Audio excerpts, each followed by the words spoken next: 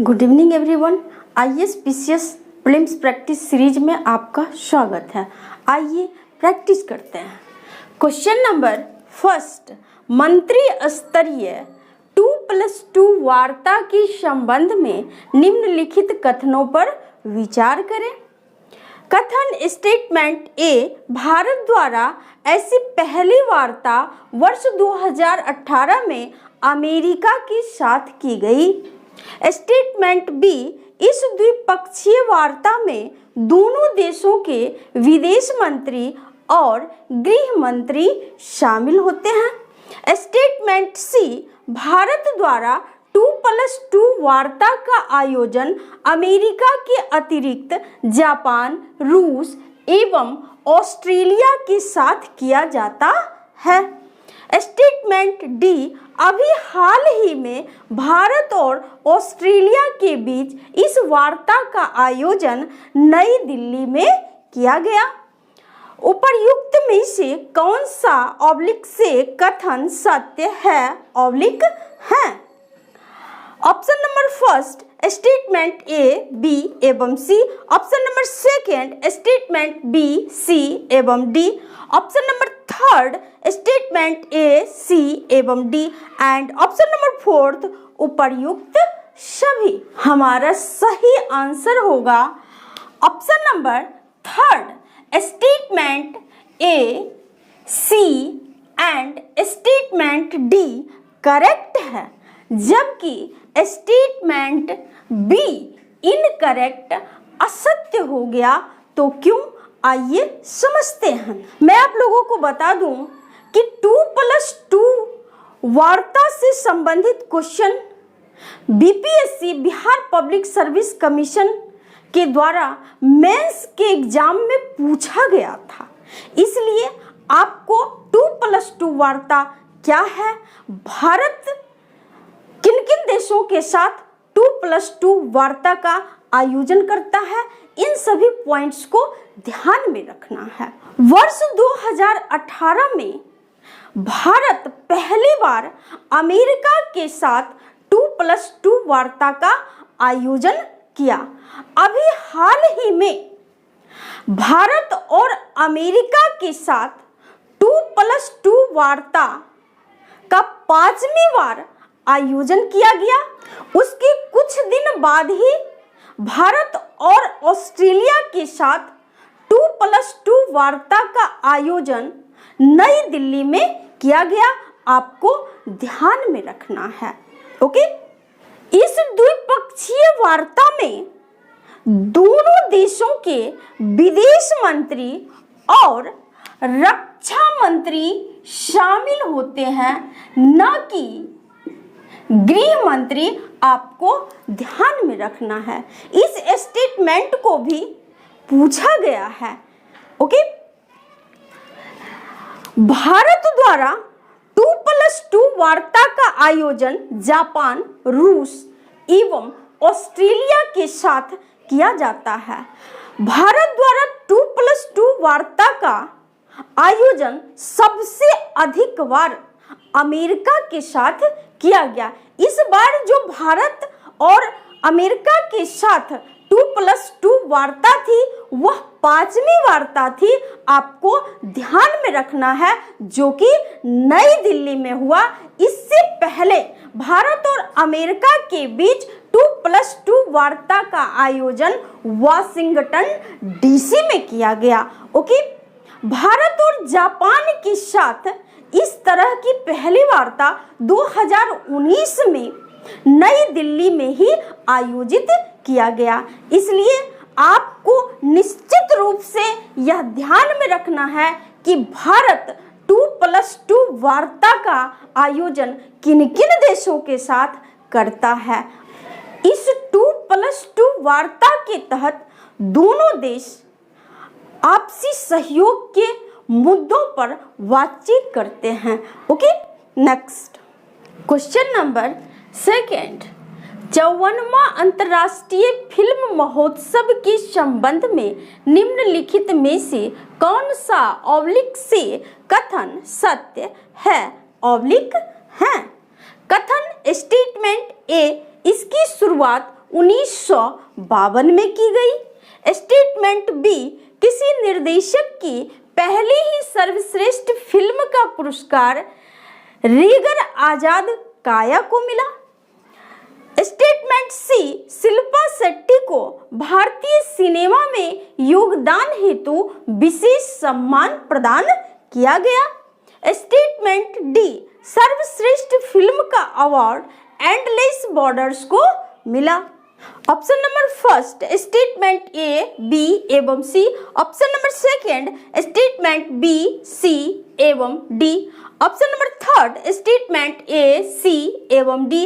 And option number fourth statement A, B एवं D. हमारा सही आंसर होगा option number fourth statement A, B and statement D correct है, जबकि statement सी incorrect असत्य हो गया।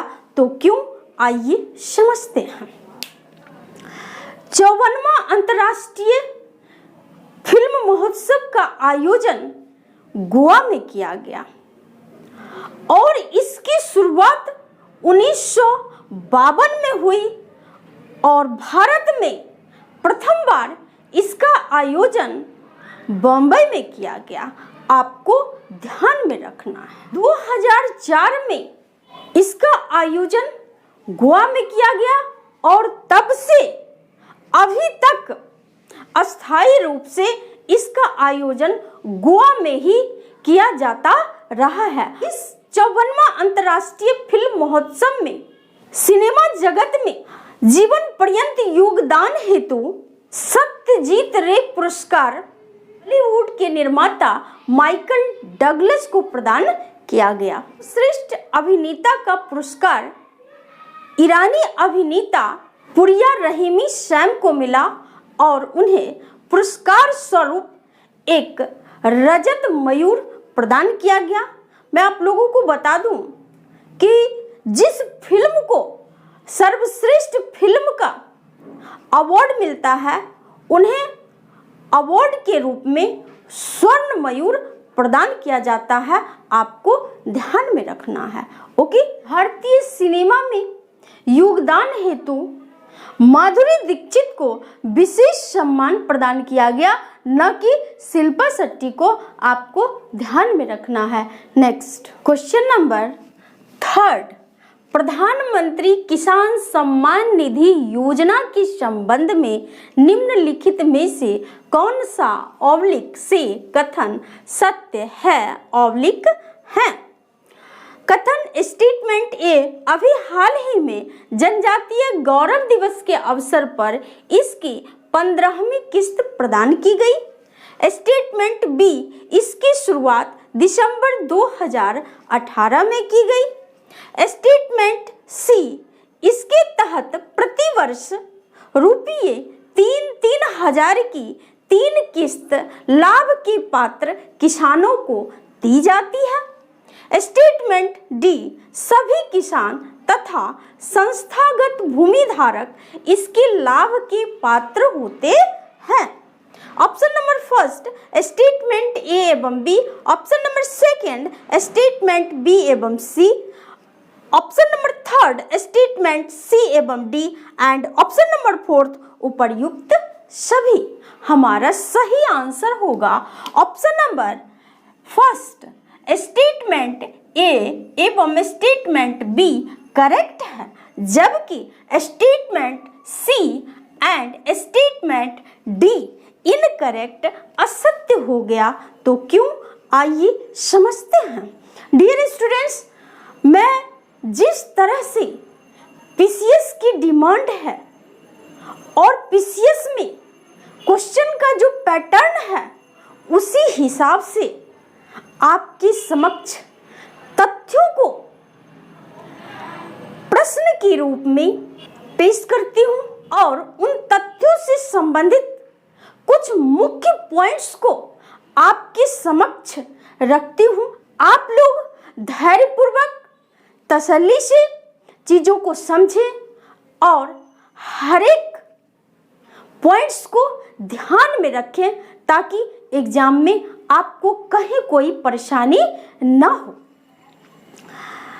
प्रधानमंत्री किसान सम्मान निधि योजना, इसे पीएम किसान के नाम से भी जाना जाता है। इसकी शुरुआत 2018 में की गई और इसके तहत 2-2 हजार रुपये की 3 किस्त प्रति वर्ष लाभ की पात्र किसानों को दी जाती है, यानी वर्ष में कुल 6,000 रुपया लाभ की पात्र किसानों को दी जाती है। आपको ध्यान में रखना है।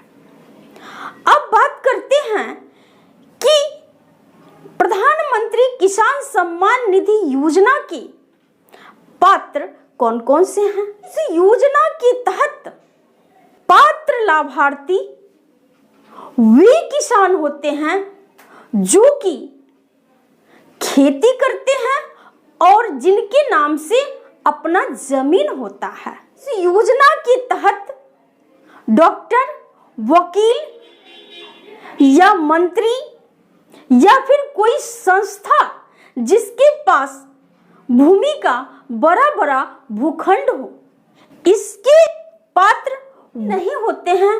आपको ध्यान में रखना है। ओके, अभी हाल ही में जनजातीय गौरव दिवस के अवसर पर झारखंड में इसकी 15वीं किस्त प्रदान की गई। मैं आप लोगों को बता दूं कि 15 नवंबर को जनजातीय गौरव दिवस मनाया जाता है। आपको ध्यान में रखना है। एग्जाम में इस तरह के क्वेश्चंस भी पूछे जा सकते हैं कि जनजातीय गौरव दिवस कब मनाया जाता है। डियर स्टूडेंट्स, आप लोग मेरी इस क्लास को अधिक से अधिक लाइक, शेयर एंड सब्सक्राइब करें। खुद भी मोटिवेटेड रहें, मुझे भी मोटिवेट करते रहें। आज के लिए इतना ही। थैंक यू, धन्यवाद।